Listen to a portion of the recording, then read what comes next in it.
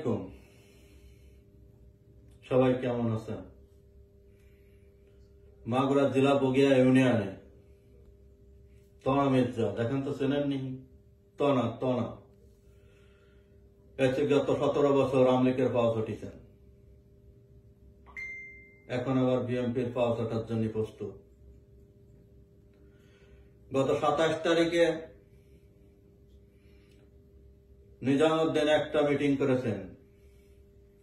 বগিয়া ইউনিয়নে যত আওয়ামী লীগ আছে, যত জাতীয় পার্টি আছে, এদেরকে নিয়ে মিটিং করেছেন, কারণ এরা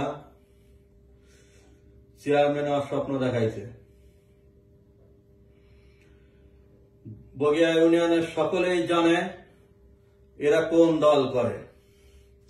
তাই বগিয়া ইউনিয়নে বিএনপির নেতা কর্মীকে জানাই, গত 17 বছর আমাদের যারা ভোট দিতে দেয় নেই, এদেরকে কোন জায়গাতে কোন মিটিং এ নাই, কারণ এরা আমাদের ভোট দিতে দেয় নেই।